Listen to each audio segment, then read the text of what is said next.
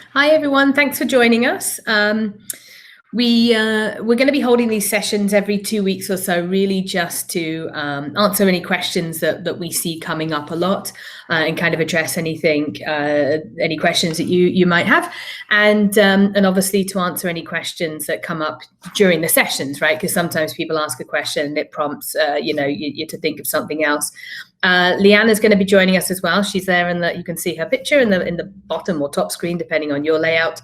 What we're going to do is record the session, and then that way we can, towards the end of the term, upload all of the sessions onto D2L, so everybody's got access to them, or certainly so the first years have access to them. What I normally do is send out a summary of the questions after, just so that you're not having to write everything down desperately or remember everything we say. So I'll do that probably in the next couple of days. I'll send out a summary of the questions in written format. Feel free to ask anything as we go along. Just either whatever's more comfortable for you. Either unmute your mic and just jump in with a question, or you can type something into the comments if you'd prefer. Or if you don't want to do that, feel free to just listen as we go along. If you want to ask questions for future sessions, you can either email them to us or you can ask us. We have a lot of questions. I have a number of questions that came through on Instagram and a couple from Facebook. So you can always ask us questions that way. I know a lot of first years wanted to join us, and we just found out that this conflicts with their PLX 111. So we're going to have to see, maybe we can change the times, but it's really difficult to find a time, even though we're virtual, to find a time slot that doesn't conflict with something. So we'll have a look at that. But a lot of first years sent us questions via Instagram as a way to sort of get an answer without being able to join. So I'll introduce myself for anybody who doesn't know me. My name is Paula Rayson. I'm the manager, the academic and student affairs manager for Creative Industries. I've been with Creative Industries since before Creative Industries was Creative Industries. I was hired about 8 years ago by Dr. Levine, who some of you may or may not know, who was the founder of the program. And then about 6 months later, Jeremy Stern joined us, and Emma Smith, and we've been here from the beginning. One part of my role is advising students, and supporting me in that is Leanna. So most of you will probably have, if not seen Leanna, I'm sure spoken to Leanna via email, because when you email CRI Advising, it's myself or Leanna who answers. So that's us, and we're here to sort of basically answer any questions you may have. So I'm going to jump straight into the questions we've been sent in advance. And like I said, if anybody wants to ask anything, feel free to either just unmute your mic or type something into the comments page. So the very first question that came up. Okay, so this is quite common. A student asked, I was put on a wait list. It's regarding wait lists, obviously. I was put on a wait list for my liberal studies course, but the course I picked is scheduled for the same time on Friday that I have a course. Will this affect my chances of getting in?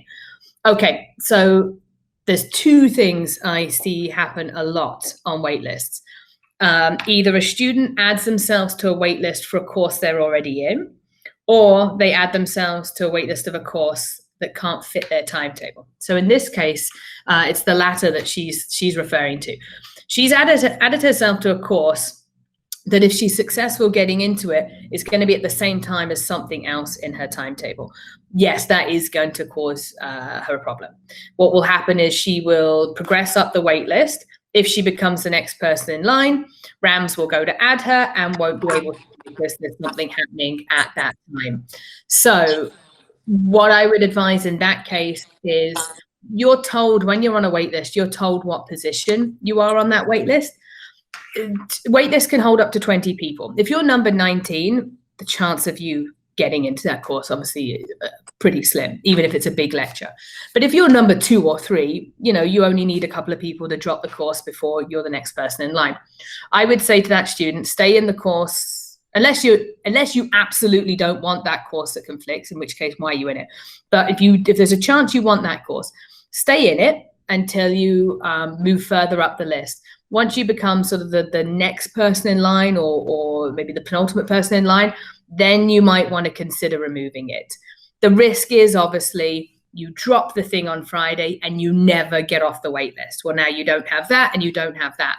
So the alternative is you keep the thing on Friday, you become the next person in line from the wait list, and the Rams can't add you anyway. So you're going to have to make a decision one way or the other. I would just say sort of hedge your bets and do sort of a risk assessment. If you're 19th in line, you're probably not going to get in, so don't drop the other course. But if you're second or third, depending how long is left, you might want to drop that course. Keep in mind, the last day to add a course for the full semester is this coming Friday. So again, if you're like 5th or 6th in line and you've only got like 3 or 4 more days to get in, you might not want to drop that course yet. I can't tell you, which to do. It's totally up to you. But the advice I would give is, yes, that is going to cause you a problem. You cannot be on a wait list for a course that's happening at the same time, because Rams won't be able to add you. The other thing that I see happening on wait lists a lot is that students try to use a wait list to swap a section of the course. So let's say they're in BSM 100 on Fridays, they want to be in BSM 100 on Tuesdays. They put themselves into a wait list for BSM 100. Well, they'll move up the list, and then Rams will go to add them, and Rams will think, I don't need to add them, they're already in 100, and it won't put you in because you've already got the product, right? It's wait lists are there to try and help students that aren't in the course, not are wanting a different section. So that happens a lot as well. So you can't use wait lists to swap sections. Wait lists, we get a lot of questions about that. So many so that we actually made a video about wait lists, which we're in the process of editing and having captions added to. So once those videos are done, we're going to pop them on the website and we'll stick them into the first year's D2L shell.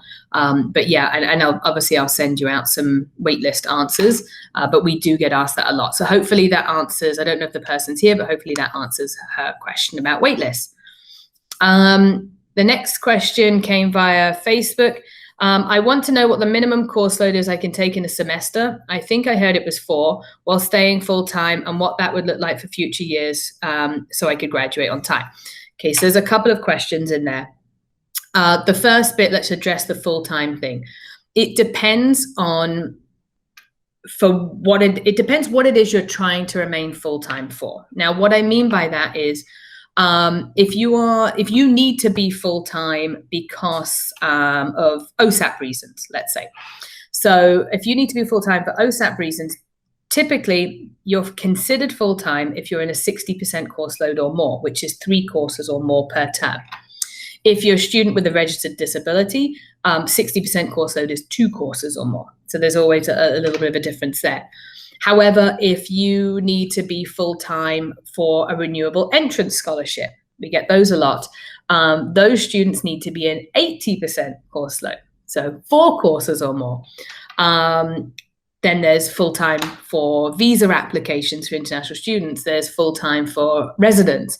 So it depends what you're asking, like who it is that needs you to be full-time. As far as creative industries is concerned, we don't care. You can take 1 course a term. Obviously, it'll take you longer to finish. You can take 2, 3, 4, 5, totally up to you. Obviously, the fewer courses you take, the longer it will take you to graduate. But other than that, we don't care. I have student athletes who take reduced course loads. I have students with disabilities, obviously, who take reduced course loads. I have students who are working. I have students that are, taking a semester out, those types of things. So you can take 1 or 2 courses per semester. As far as creative industry is concerned, we don't care. Not in the nicest possible way, we don't care. But somebody else may care. Your visa requirements may care, your residence, your OSAP, etc.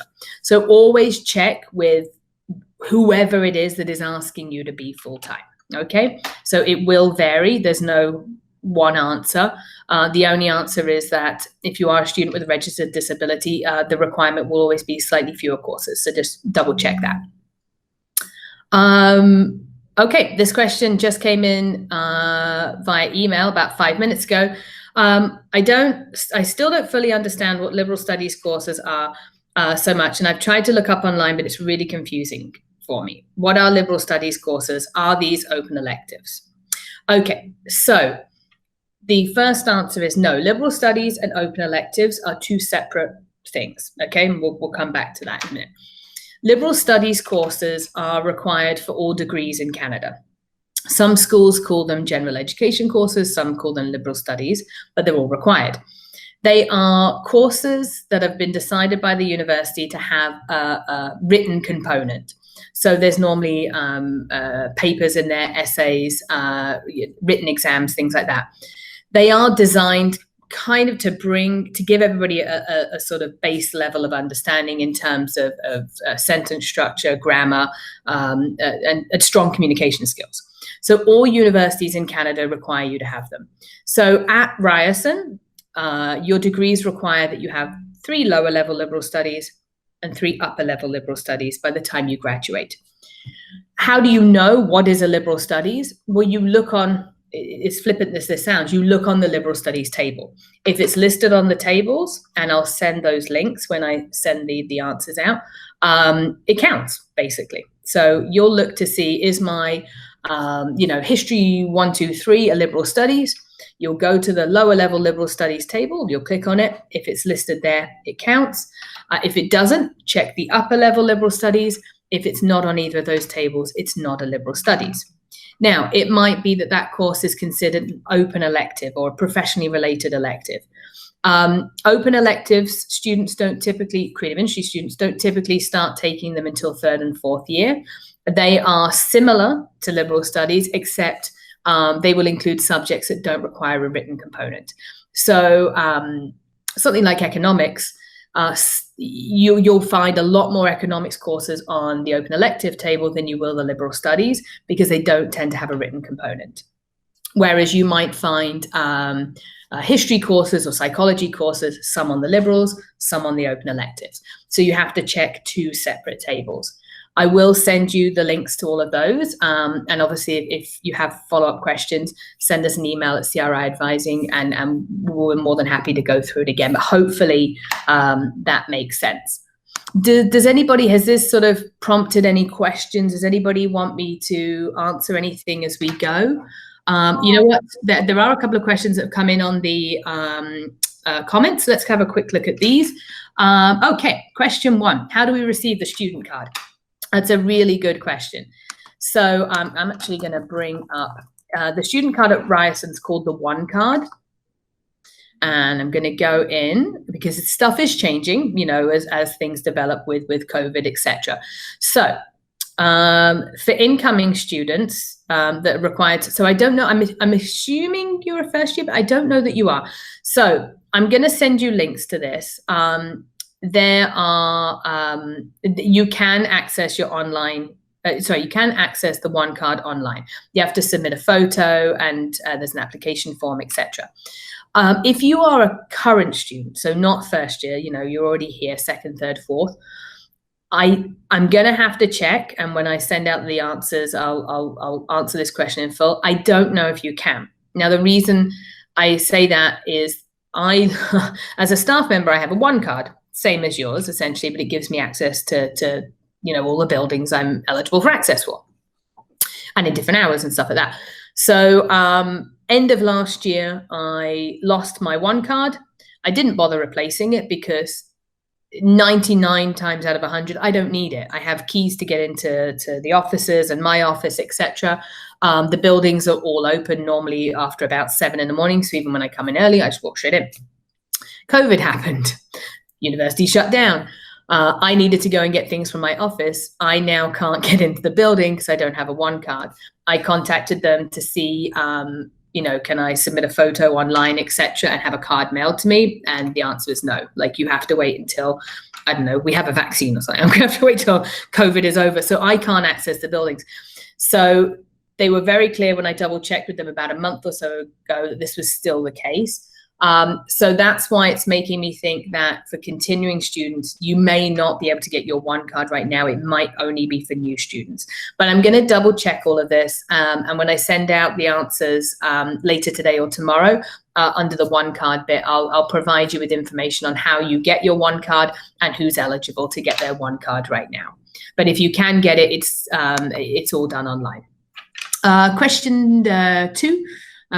Does Ryerson provide students with subscriptions to Microsoft Word and Adobe Creative Cloud? If yes, how do we download them? Yes is the answer. So there was towards the end of last term, when we were all scrambling, you know, when COVID hit, they secured some licenses for Adobe Creative Cloud, but those expired in the summer.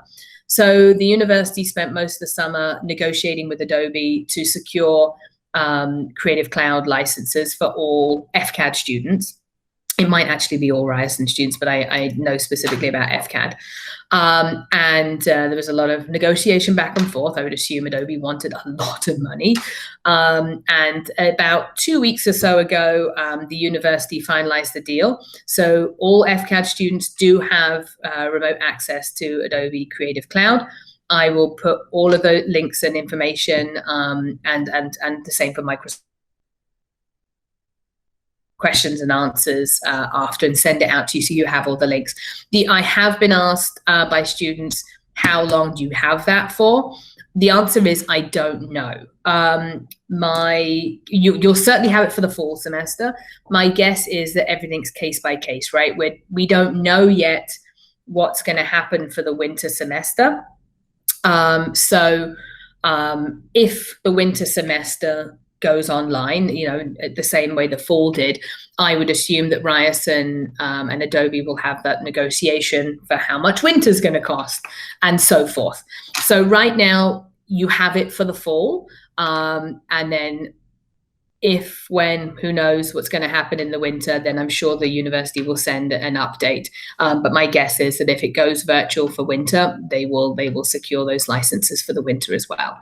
But right now we're just dealing with the fall. Leanna's always 20 steps ahead of me. She's already put the links up for the one card, and she's also put the link up for Microsoft 365 up there. And I think that includes Adobe Creative Cloud, but if it doesn't, we'll make sure that link goes up there as well. But yes, you do have access to it. Do we have a printing shop on campus? So I'm going to get Leanna to type the answer to that one in the chat. I don't know, to be honest. I know there are a lot of printing places around campus, and I know where we get stuff printed, but I don't know, as in on campus, but I don't know if that's just for staff and faculty. I also use the printing house, which is over in the atrium on Bay, just off of Young, for anybody who's familiar with it. So there are a ton of printing shops around campus, and they'll all do student deals because they'd be stupid not to, right? They're all competing for the same market. But I will get Leanna to, see, she knows. She's put the link up there, and she said they're currently closed due to COVID. Now, I know that, some of the off-campus ones, like the printing house, are open. However, by open, they kind of mean you have to send in, obviously, your orders digitally, and they'll arrange a time for you to come by and pick it, and it'll be contact-free collection and stuff like that. So there are a ton of them around campus. I know I've mentioned a couple of them by name, but I just can't recommend or endorse any because they don't, we don't work for them and they don't work for us, etc. But there are a ton of them around campus. Got another question, and then I've got another question that came in on Instagram, so read that one after. I'm in the interior design module, but I received an email last year about some of the module courses that have been changed for CRI courses. Do you know where I can find? Excellent question. Okay, yes. So for anybody who's in the interior design module, who's second year or third year or fourth or fifth year, you'll know that previously there used to be 6 courses you could choose from in interior design. What happened last year, so 2018, 19, 2019, whatever, last year, my brain is in 2021 right now. What had happened last year was a couple of the courses were cancelled at the last minute due to internal reasons to do with the Dean's office and interior design. And so we had a bunch of students who we needed them to have courses available to fulfill that module. So we looked at what was being offered already for that fall semester, and were there things that were design related that would work for the interior design module? So there were. And so we said to students that here's a bunch of courses that you can take this year and have them count towards your interior design module. And then what we did for this year is we made that official. So we changed the calendar requirements in the module, and I'll get Leanna to pop a link to the modules from the 2020-2021 modules. And you can, because you can link to them, they're all on our website basically. In there, you'll see, if you click on interior design now, instead of there being 6 courses to choose from, there's like 10 courses or something like that. And she's put the link in there, and the link is on our website as well. And she's put in the how you can find it. So that'll answer your question. If you go there and look at the interior design module, there are now officially 10 or 11 courses to choose from in interior design, whereas previously there were only 6. So yeah, you've got more choice now, and that's what we're always trying to do, is get you obviously as much choice as possible. So hopefully that answers your question, but if it doesn't, feel free to unmute your mic and jump right in. I had a question. Yes. Yeah, jump right in. I know you have a question. Yeah, go ahead. So I've been like unenrolled from all of my classes, including the class that's like going on right now, which is BSM 100. Yeah. I was wondering when I'll be enrolled back into my classes. Yeah. Okay. So yeah, we are aware of you because you asked about deferring the fall semester. Yeah, I asked. The Office of Admissions, the Office of Admissions assumed that you were requesting to defer, so they let you defer the fall semester. Obviously, then you contacted them and said, actually, I was only thinking about it, I'm not doing it.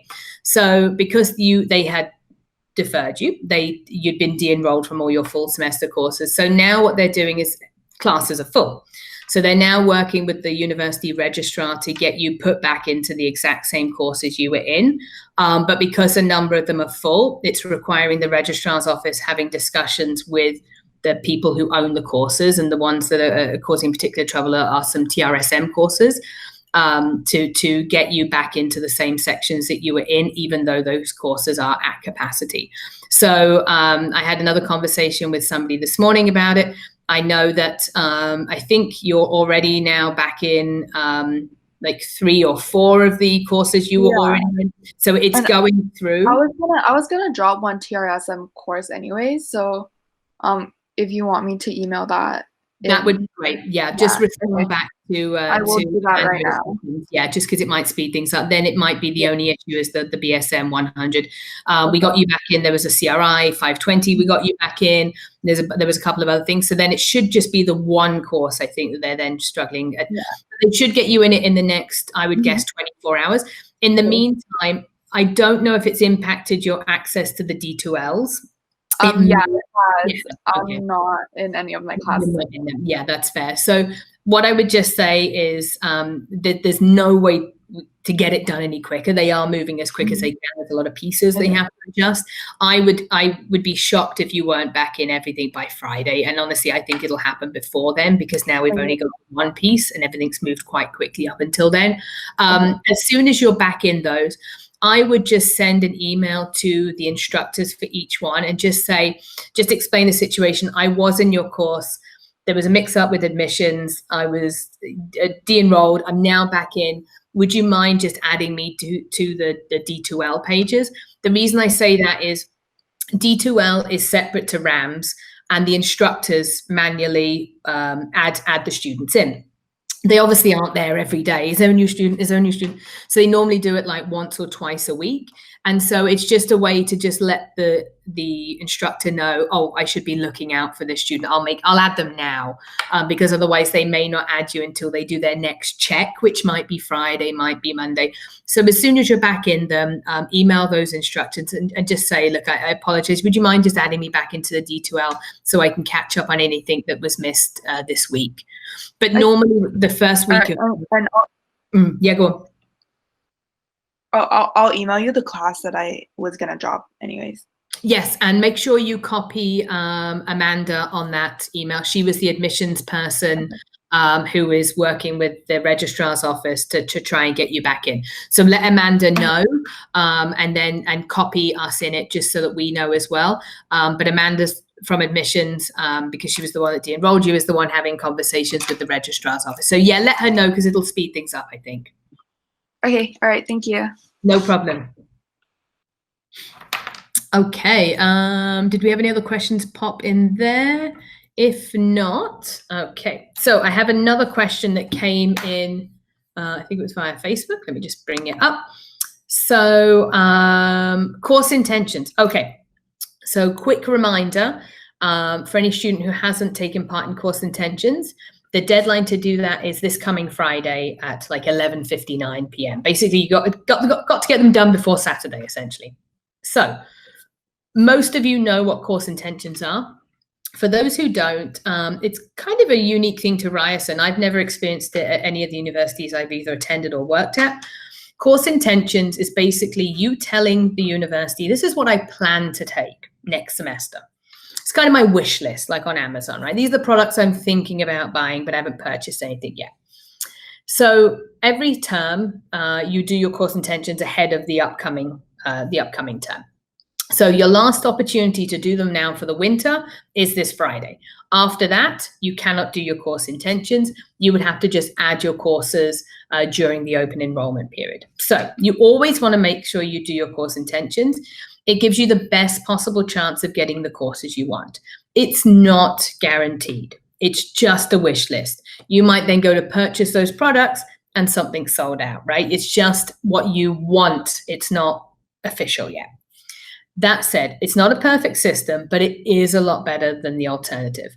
All of the places I've ever taken courses, essentially what would happen is you have an enrollment day, and on that enrollment day, you have to add everything. So you would be there at 6 a.m. or 8 or whenever it starts, and you would have your list of courses, and it's like the Hunger Games. Like you're all scrambling to try and get the same things, and you're seeing things fill up while you're trying to resolve a conflict. It is super stressful. And you end up, my first year of university, I think I got like my 9th choice for my science course that I had to take. And it sucked. It was awful. And so Ryerson does this thing where you tell them what you plan to take before you actually enroll. So do your course intentions. If you don't understand what course intentions are, I'm going to send some links and some information, but feel free to ask us any follow-up questions, or you can always drop into one of the sessions upcoming, but I will send you links, and just make sure you do your course intentions. If you don't know what you should be intending for, the degree requirements are on our website. Okay. Does anybody have any follow-up questions or any other questions? Yes, I do have one. Hi, my name is Owen. Thank you for answering all my questions before. One more. The other day, I completed like a test on it sent me an email, you have to do it or something, and I got an award for that. It's called "This is How We Take Care of Each Other Addressing Sexual Violence on Campus." Okay. And then it says expiration, and it says credits 1. And I was like, does it count as a class I took, or is just like, it's something that I just don't understand? It says credits 1, is your consent comes first. And I knew the person who sent me that email, but they haven't responded me back. So I don't know. Does it count as a class, or what is that? I would assume not, unfortunately, just because I mean, I don't know about the specifics of the course itself. I mean, how long did the course, like, was it multiple? It wasn't a course. It was like, there was some readings I needed to do, and then completed like a test about sexual violence on campus and stuff. And I did it, and I got 90%, and then send me in the Word, and it's on my D2L, and then there's a certificate as well, and I'm like so confused. Me too. My guess is it's probably not a course. You know what the big clue would be? Did you pay for the course? I don't know, but it's on my D2L. I don't know. It's like, yeah, D2L is separate from kind of your official enrollment. Your official student account is RAMS, right? That's got all your info. D2L is kind of just like it's called a course shell, but it's basically just an area to meet. So when you're like, we've set up a D2L for first years coming in, we'll post stuff in there, they can ask questions, etc. And it's based on all of the students enrolled in CRI 100. So it's a separate thing, kind of attached to a course, but not. So awards and stuff, like there's a thing that FCAD does called Level Up, where they give points and stuff for student involvement on campus. It could be related to Level Up, so it may count as like 1 point or 1 credit, which was probably not the best terminology for them to use. It could count as something like that, and then maybe when you've got 10 points for student involvement or campus involvement, it makes you qualify for another certificate or qualification or something like that. I was like, I didn't get a full course in one. I was like, that's awesome. That would have been awesome, especially because courses are so expensive. That would have been fantastic. I would wait and see what they say, but my guess is that typically courses are only awarded a degree level course or a certificate level course with the Chang School stuff if there's got to be certain learning outcomes. There has to be a curriculum structure that's been through multiple levels of approval. There's a payment involved. Like it's quite an extensive process. So my guess is that what's happened here is they've stupidly used the word credit instead of point, and I think it's probably confused a lot of people. I would. They normally get back to students within about 48 hours. They're pretty good, but obviously things are a little tricky with everybody working remotely, but I'm sure they'll let you know. The other thing is, if it was an actual course, there's always a course code attached. So it would have to appear on RAMS somewhere, because RAMS is what feeds your official transcript at the end. And there's always a course code, like, CRI, RTA, IMG or whatever, and then a number. And so if it doesn't have those things, it's not on RAMS. Yeah, I think that they've just stupidly used the word credit where they should have said point. Yeah, sorry. Okay, thank you. No problem. Thank you for coming and asking questions. Any other questions? If not, we might. This might be a shorter session, and we're going to try and resolve the PLX 111 scheduling conflict for future. So we might have to make these sessions a little bit later in the day or something, so first years can attend. But if anybody has any questions, feel free to unmute your mic and ask questions, or type them into the chat. We'll give it a couple more minutes, and then later on today or tomorrow, I will send out the sort of written format of the questions that were asked. So, hello, Paula. Hi, hello. My name is Sophia. Unfortunately, it's in Russian, I think, in the conference. I don't know how it happened. Sorry. I would not have known how to pronounce that, so thank you for letting me know. So I'm an international student, and I was going to ask for help with my assignment, because I can do it by myself, of course, but I just don't want to mess it up, and I want to do everything like the best way I could. Of course, yeah. So, and would you? There's a ton of support available at the university. I'm assuming in this case, the type of assignment, is it written support that you're looking for? Yeah, it's in terms of like structure and coming up with a thesis and all that sort of thing. What I will do is we will pop in the chat. We'll pop a link to there's a writing support team. So they offer student support, offers math support, writing support, ton of other things. They are still doing all of that, even though we've gone virtual. And so you've done absolutely the right thing. It's always better to look for these things ahead of time rather than, the week the assignment's due and you're trying to get help and all that sort of thing. So good for you for being so proactive. We'll link you to the writing support people. Contact them.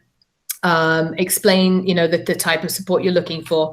I would suggest attaching the course outline, because it probably has, basically attach anything that has a description of what the assignment is, so they understand what's required and how, because it'll help them kind of figure out how best to move forward.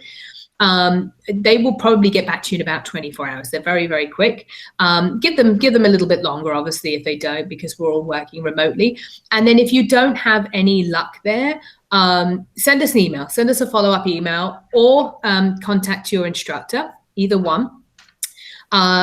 Maybe contact your instructor first. Let them know, look, I have reached out to writing support, but I'm still a little nervous, because they all have office hours, all the instructors, even though we're working remotely. And so you can always hop on a Zoom chat with the instructor, and they can talk you through the assignment, let you know the types of things they're looking for, and help you.